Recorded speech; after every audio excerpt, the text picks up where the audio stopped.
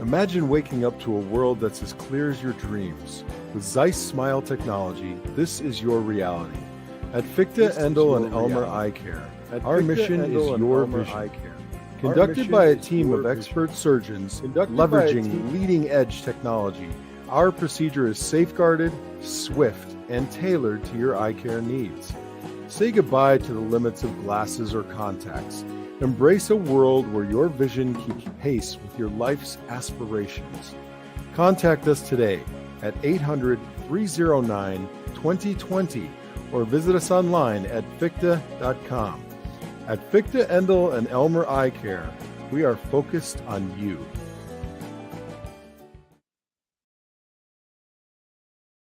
What is going on, ladies and gentlemen? It's your boy Jay Spence the King, and I have an all-star cast hanging with me real quick. We just wanted to come out real quick and talk about this trade that Brandon Beane has put together at the last minute in the last hours before the trade deadline passed.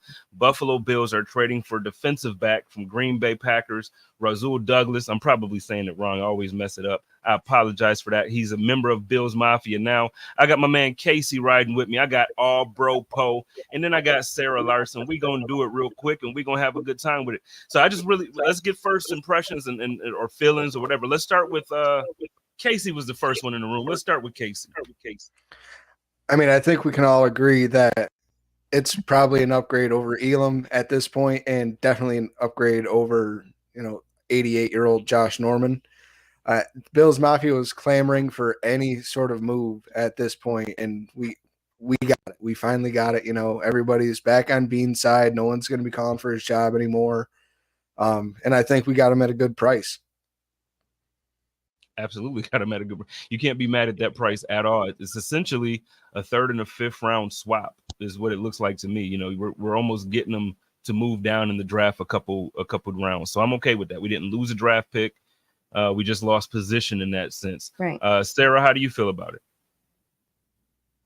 Well, I mean, even if you talk about whether or not, we're switching the picks, you have to think that we would be at the, opposite end of the third round. Anyways, it's going to be one of those late picks that we're giving them. And, right now they're sitting at 2 and 5. So they were probably going to be more at the upper, part of the fifth round. So I like the pick swap. It's kind of in essence, a fourth round, if you, look at it that way. I think that it's not going to be that big splashy name like we all talked about, like Patrick Surtain or somebody like that. But this is a vet that is going to come in and is going to, take over in that sense of where Trey kind of can't be there right now. Jeremy, how do you feel? What were your first initial reaction to this? I know we had other things that we wanted to kind of happen, and you, Sterling, and I kind of got this group chat where we kind of bounced things off. Nothing that we wanted to happen. How do you feel about this trade? Never does. I mean, it was a good pickup. He's a good player. He fits the scheme. He everything that you kind of want in a corner that you wanted from Kaiir, you have in Rasul. That's proven. I do think it's weird that Kaiir didn't get put into that trade, or he didn't get moved somewhere, because like you got to let the guy go try to spin somewhere. And so if Rasul's going to come in and be the guy, do they still want Kaiir to be the guy at some point? Is that why they kept him around, or could they really not get him off somewhere, which is weird? But it'll be interesting to see how the mix goes in with these cornerbacks going forward.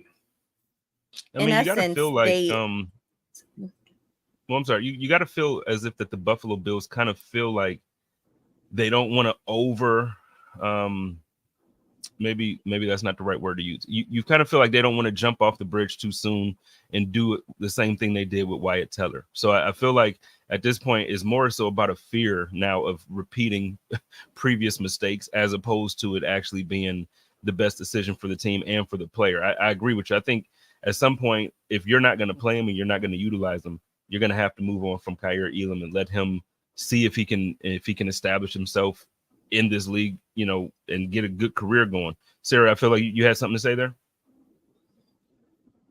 I was just going to say, in essence, their pay is about the same. So keeping Elam on and hopefully either getting something more for him at the end of the season, or potentially developing him, it's not carrying much of a cost impact for the Bills. So I think that that's why they probably are not wanting to admit to their very bad decision in picking him in the first round. So I think they're holding on for dear life.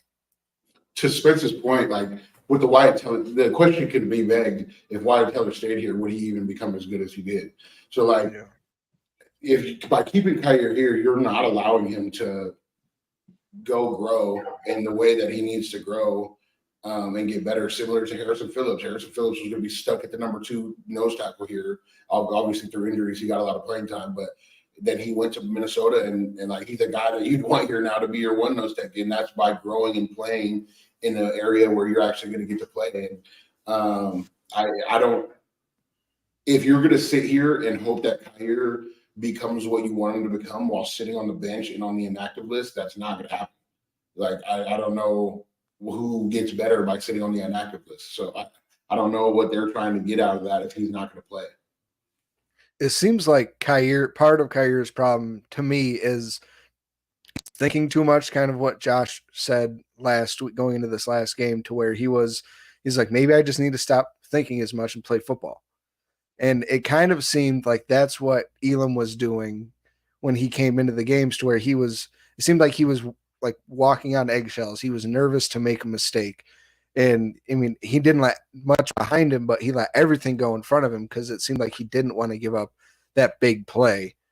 So, I mean, to everybody's point, yeah, it's going to be a struggle, but how he can get better, if he can get better just by sitting on the bench. But we've also seen the hero stories like Geno Smith, to where people, all right, you do sit back, you watch, you truly do learn.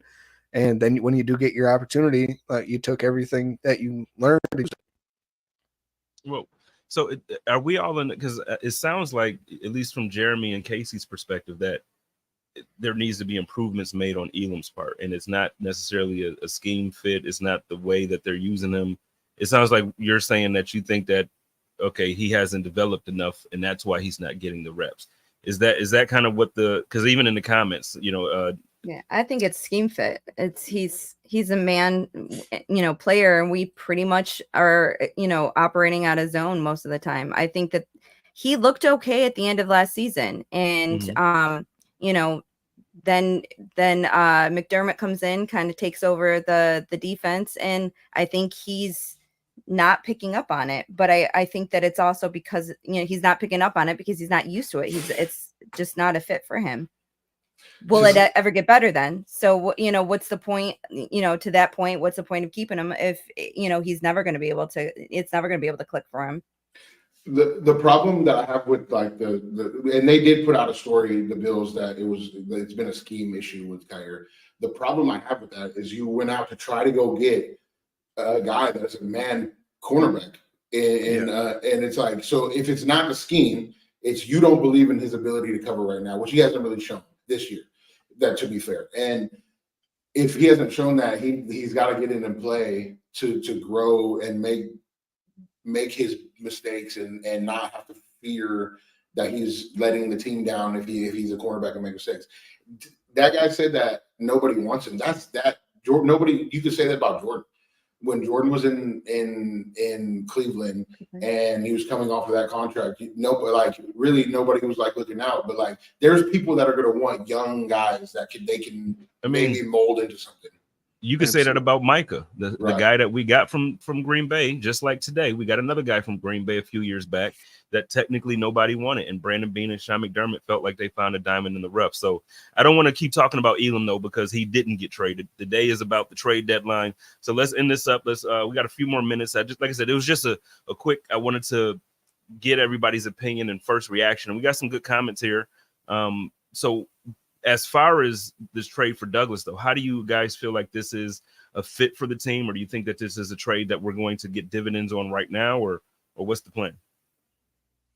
I personally think that it was what needed to be done now. I don't know if he'll be on this team next year with his cap hit, or, whether or not we make that work or not. It's non-guaranteed money. If he makes a splash, then maybe we extend him for a couple of years and figure that out. But right now, I just think that it's what is needed to kind of replace Trey. And then on the other side, we're going to have Benford and we'll have Dane kind of, splitting reps here and there. But I think that pretty much Rasul is going to come in and play, probably 100% of the snaps. Jeremy? I think this is going to benefit the rest of the defense. It's going to benefit the safeties, and I can't, because like having a guy that like people are going to be afraid to throw to. He makes plays. The guy Rasul makes plays on the ball, and so like it's going to benefit CB. He's going to be allowed to make more plays on the ball. He'll be looked at as a quarterback too sometimes. It's just the way people are going to have to attack this team. Like picking up Rasul is going to be probably one of the bigger pickups for us this year outside of Park. I see this comment here. First, Craig, thank you so much for the super chat, man. We appreciate the support. But I don't know if this stat is I don't know if it's accurate. The thing that I saw from PFF is that he ranks 21st out of 129 quarterbacks that had at least 100 snaps played this season. So far this year, he has a 75.2 grade for PFF, which is a better good grade. It's better than all of our corners. Right, and that's where I was going to go. It might not be first, but it's first on this team. At this point, it's first on our roster. So, Casey, did you have something before we get on out of here? And then we'll give everybody a chance to run around and plug, and then we'll get on out. Yeah, I mean, my question is, so what does this mean for Trey? I mean, being able to afford Trey, Rasul, Elam, and Benford. I know Benford and Elam are on their rookie contracts, and especially Benford being the 6th-round pick, he's cheap. But it just makes you wonder what Trey's future is here with the Bills coming off these back-to-back injuries. Can you put up Donald's comment? And so Donald put this: selling out the future is giving me Willie nightmares. But what part is, I mean, swapping a late 3rd and an early 5th to me is selling out the future. I don't understand it, especially considering his contract's less than $1 million this year. Well, and not even that. To me, when I look at comments like this, and hey, Donald, just so you know, first of all, we appreciate the support. We're not piling on you. Thank you so much. But when I think about selling out the future, I'm thinking about what the Rams did a couple years back. I don't think that that's what's happening here. The Bills aren't even selling out. Like, would I have loved? A lot of people would have been mad at me today. But if the Buffalo Bills would have traded away a 1st and a 2nd rounder for Devontae Adams, that's selling your future. But even not, because Devontae Adams is like that. If you're going to trade a 1st or a 2nd for D-Hop, that's trading your future. I don't think that this is what this is. This is a young cornerback who still has another year on his contract, who now at this point, like Sarah just mentioned, you got Trey White, 2nd year in a row with his injury. Who knows? Casey even brought up, what's the future hold for Trey White? So this might be one of those things where the Bills are looking at this as the future. Like, we're looking at this guy being our replacement for Trey. And next year we need to figure out if we're going to see if Elam works or if we're going to try to find somebody else. All of that is a question. So, Poe, you have something there? Yeah, because I don't like that mentality of selling out the future. We're trying to win now. And yes, you don't want to leave you don't want to put all your ducks in winning this year, so you keep some of your draft picks, but not making a move, not getting better is what we've been doing. And it hasn't worked. So like, I don't know exactly if you wanted to draft a cornerback that may hit, may not hit. And in the 3rd round, if you were to use that 3rd round pick to draft a cornerback that may or may not hit that you don't know about, I'd much rather get Rasul Douglas in here. And if he makes plays, let's extend him. You know what I mean? So I'm a big believer in get the players you can get now and then draft what you have when you have it. Right. And again, his contract next year, it's like $8.25 million. It is non-guaranteed. So we can essentially let him go if we want to, or we can extend him and then we spread that money out while he is a Buffalo Bill. So I don't see where, the cap hits, where, what's being stated. So I think that it's a very safe pickup. And it's one of those, bean specials that, I think we all like in the end. And to Roy's point, we are getting the comp pick this year. So hold on real quick before we get out of here. So, because I don't want to go over too much. We got shows tonight. So I know bro Poe and Sterling's going to go over this. I know you guys with the Mafia cast will go over this Thursday. And I know Sarah and Jerry or Sarah and Sterling are looking to get into this tomorrow as well. So I don't want to go too deep into it, but let's go around. Give me a grade on the trade for Brandon Beane here. And then we'll let you plug your shows and we'll get on out here. Let's start with Casey. B+. Bro Poe. I'm gonna go B- just because I feel like they wanted the dude from Chicago, and so like that would have been like an A for me. But I'll go B- with it. Okay. Yeah, Sarah, I think. I mean, obviously, you can't really grade it until you see it. See how he fits and how he plays. But I think based on compensation and everything else, I would say it's around a B. Hopefully better once he gets out there. I think he's an upgrade, obviously over Dane Jackson and Elam. So I'm looking forward to that. Okay, yeah, I'm gonna go with a B+ as well. I feel like we're all in the same space where it kind of sort of moves the needle, but it's like, okay, well, we'll see. One last thing here, Tony dropped in at the bottom here. I feel like we kind of talked about this separately, but how does everybody feel about Leonard Fournette? And let me just get a thumbs up, thumbs down. Let's start with Casey. Down, because Latavius is my boy. Okay, I got hometown boy.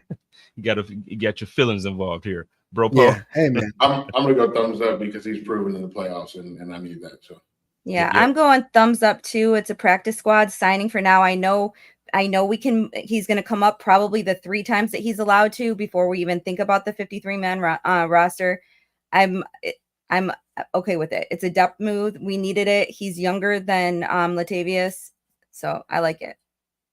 I'm with you. I think a lot of times we fans, and that's when I say we, I mean fans. I think a lot of times we'll listen to what the narratives are, and sometimes when people on social will say that someone's washed or old, we look at that and we agree with it. Touchdown Lenny ain't old. Playoff Lenny ain't old. So he's 28 years old. Yeah. So I'm with it. Like he said, he coming in mid-season, he's proven in the playoffs. Yeah. Let's get it. So, ladies and gentlemen, I want to thank you all for hanging with us for this special edition podcast tonight. Bro Poe, why don't you plug your show? Tonight at 8 on the chop up, me and Sterl's about to get into this trade a little bit more and go the rest of the trades throughout the league, I think. Okay, and then Sarah, when's your show? What time is your show? Yeah, so tomorrow night, Wednesday at 9 p.m. Jerry's not going to be able to be with me tomorrow night, so I have my second favorite person to argue with, which is Sterling. He'll be joining me, so it'll still be the same arguments that go back and forth. I can assure you that. So 9 p.m. tomorrow night. All right, and Casey, let us know about the Mafia cast. Yeah, we're live every Thursday, 7 to 8 p.m. Eastern time, and it's just 3 idiots talking football. Y'all kill me. Okay, well, y'all know for me, it's your boy Jay Spence the King. We love y'all. I want y'all to love each other, take care of each other, and live in peace. And as always, stay positive, test negative, go Bills. Go Bills.